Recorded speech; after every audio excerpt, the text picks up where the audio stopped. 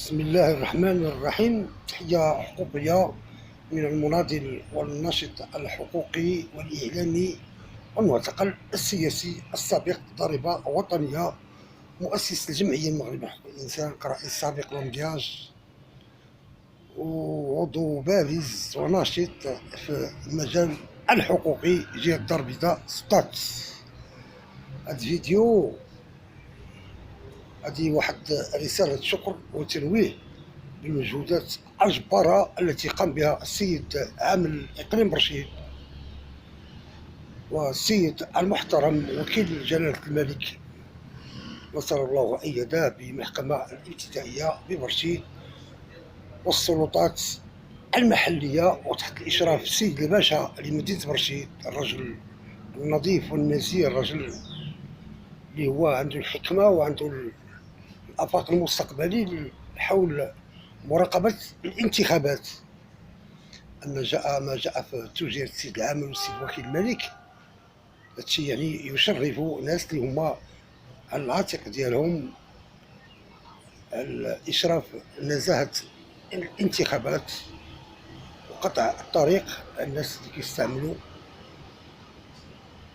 المال الوسيخ وشراء الدمام، اللي هما داروا واحد الفوضى ما هو حزب التراكتور دار واحد الفوضى وتوزيع المال وإنزال ب20 سيارة، وناس اللي هما عندهم صوابيق عدلية لا يشرفوا الانتخابات والنزاهة ديالها والاحترام جميع الأطراف. لما جاء في التصريحات ديال السيد العامل والسيد وكيل الملك إلى جميع وكلاء اللوائح، ما فيهم البرلمانيين، ما فيهم الجهة، ما فيهم الجماعات الحضرية والقروية، لأن السيد العامل الإقليم برشيد عامل صاحب الجلالة راه العاتق ديالو أن نزاهة الانتخابات غتكون الأمور. هذاك الشيء اللي ما جاء في التوجيهات ديال وزارة الداخلية راه حطوه من الأحزاب ووكلاء اللوائح حول الاحترام جميع الآراء وتكون الحملات نظيفة ونزيهة بدون استعمال المال الوسيخ وشراء الدمام. حنا راه باغيين كفاءات وباغيين شباب، باغيين ناس اللي هما إطارات اللي هما يسيروا على المؤسسات. حنا لا في حاجة للأميين، ودوك وكلاء اللوائح الجدد اللي هما أصبحت وكالة ديال السمسرة والبيع والشراء. حنا خاصنا أحزاب وطنية، أحزاب اللي عندها واحد التاريخ ديال النضالات اللي عرفناها من بداية الاستقلال إلى يومنا هذا، هما معروفين بالبرامج النزاهة والنظافة وممنوع استعمال المال الوسيخ وشراء الدمام. ونا كاين يعني مجهودات جبارة ديال السيد العامل وحنا كنشكروهم من هذا المنبر. حنا راه متتبعين الشأن المحلي والشأن العام، حنا لن يقف في وجهنا أحد، حنا راه كنعرفوا الله الوطن الملك. وهذا كنحيي بواحد ألف تحية للسيد العامل، النزاهة ديالو والضمير المهني وما جاء في التوجيهات ديال صاحب الجلالة ووزارة الداخلية غيحط لكم داكشي بالحروف، وكل من يخترق غادي يعني ينسحبوه من هاد الانتخابات ما يكملش المعركة. أن حنا كنطالبوا واحد الحملة تكون حملة حضارية ثقافية، تكون لها برامج جادة ومسؤولة ما جاء في التوجيهات ديال صاحب الجلالة المنصور بالله وأيده.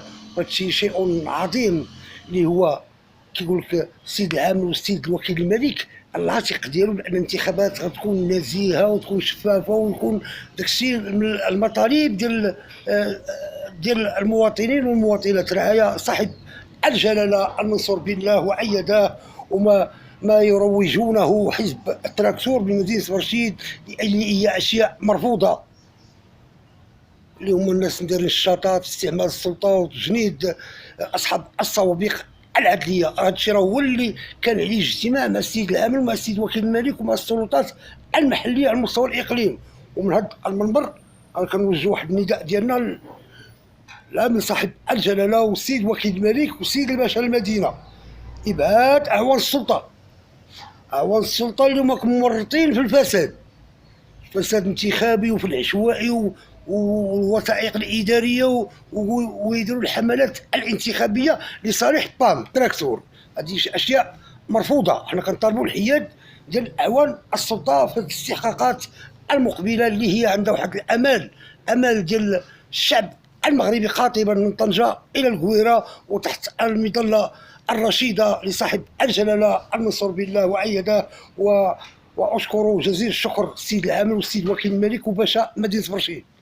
هنا كاين مسائل اللي هي معقوله وجاده، وحتى المواطنين المتتبعين اللقاءات وهو حاليا السيد وكيل الملك كيجتمع مع جميع السلطات العموميه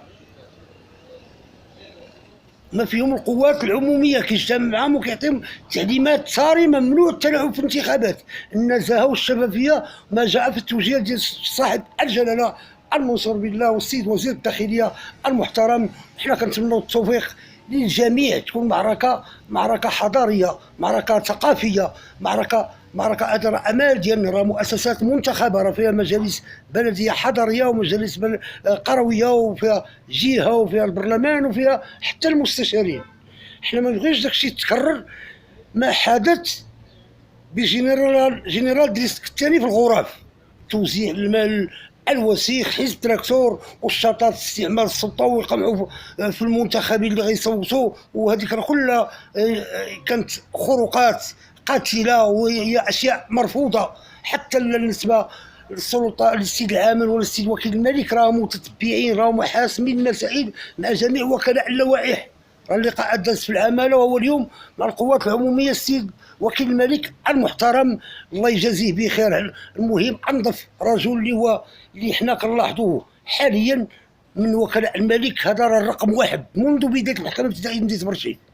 حنا كنشكروه وكنشكروا جميع القضاة، والقضيه فيهم هذوك المراه اللي كتلعب واحد الدور فعال في النيابه وفي الجلسات في التقديم، ولكن جاء الرجل النظيف والنبيل والرجل اللي كيعتمد عليه صاحب الجلاله المنصور بالله وايده هو السيد وكيل الملك. والسلام عليكم وتحياتي الى جميع الغيورين على هذا الوطن، الناس اللي هما باغين النزاهه وباغين الشفافيه وباغين لا شراء الدماء وشراء الضمائر. وهذه كنحيي جميع المتتبعين في التواصل الاجتماعي في الفيديوهات حول الخروقات. احنا اليوم بدايه الحمله، راه السلطات هي اللي كتشتغل اكثر من وكلاء اللوائح، اكثر من الناس ديال الجهه والناس ديال الجماعات الحضريه والقرويه من هذا الجانب. واشكر حتى المجتمع المدني الفاعل ليس المفعول به، وانا كنحييو جميع السلطات والقوات العموميه الاشراف ديالها والحياد ديالها في الانتخابات المقبله. وتحياتي لجميع المواطنين والمواطنات ورعايا صاحب الجلاله المنصور بالله يخدموا الذكاء والضمير ديالهم. راه كاين القاضي الكبير اللي كيحسم كل شيء والله سبحانه وتعالى، لكن بعد وكلاء اللوائح ما كيخافوش الله، كيجزوا الناس من المحاكم تنتقد في تسيير الشأن المحلي وحول التنميه، كيجزوا بك الى المحاكم والى السجون. والسلام عليكم وتحياتي لجميع الغيورين على مدينه برشيد ولاد عريس.